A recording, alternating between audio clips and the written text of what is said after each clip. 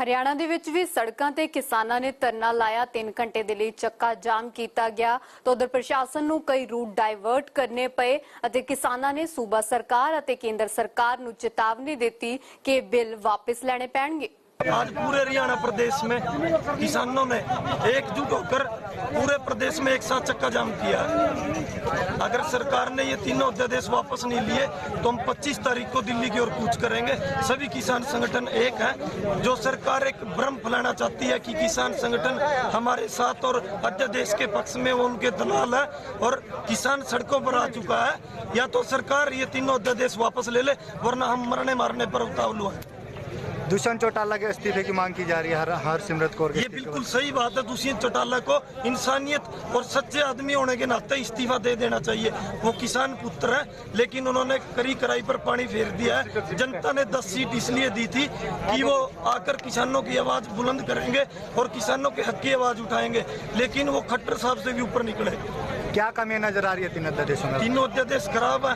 एक भी मतलब किसानों के पक्ष में नहीं है। कॉन्ट्रैक्ट फार्मिंग, बड़े बड़े स्टॉक होल्डर हमारे पैसे फसल लेकर के हमारी अन्न और जीरी खरीद करके ऊंचे ऊंचे महंगे महंगे दामों पर बेचेंगे। MSP टूट जाएगी, मंडी टूट जाएगी। किसान कहां पर जाएगा जब बीमार होगा? जब किसान को जरूरत होगी तो वो कहां पर जाएगा? अड़ती के पास। और अड़तियों को वो खत्म करना चाहते हैं।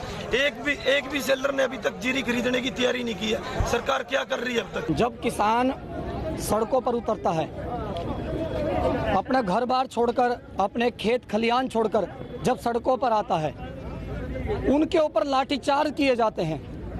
उनका गुस्सा ही तो होता है जब सरकार कोई गलत नियम, कोई गलत निर्णय ले लेती है तो उसके खिलाफ वह विरोध प्रदर्शन के लिए तो आता है, अपने अधिकार के लिए तो आता है।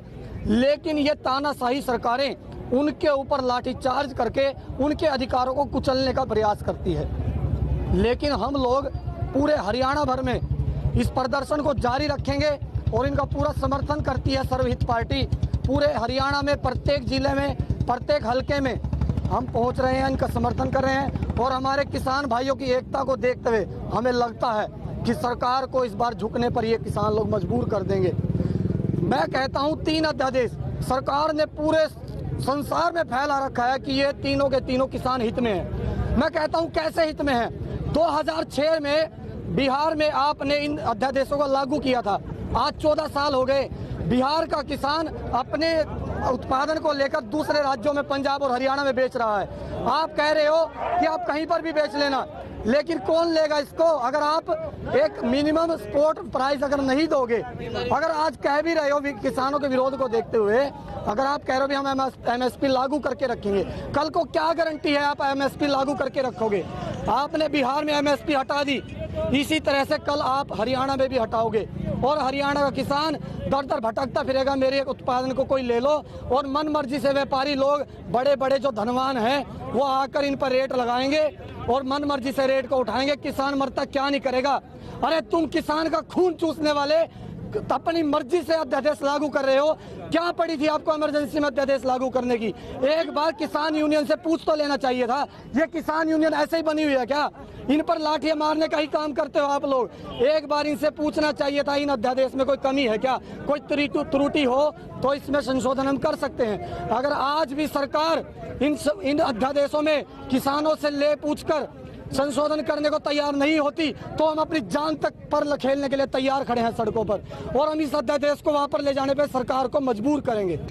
आज देश की अर्थव्यवस्था जिस कृषि क्षेत्र पर टिकी हुई है, उसी कृषि क्षेत्र के उस किसान, कमेरा वर्ग, मजदूर, आड़ती और छोटे व्यापारी को आज इस तीनों अध्यादेशों से जो इनका भविष्य अंधकार में और बर्बाद होने वाला है, उसको रुकवाने के लिए, उसमें अमेंडमेंट करवाने के लिए किसान को आज सड़कों में बैठना पड़ रहा है ये तपती धूप में।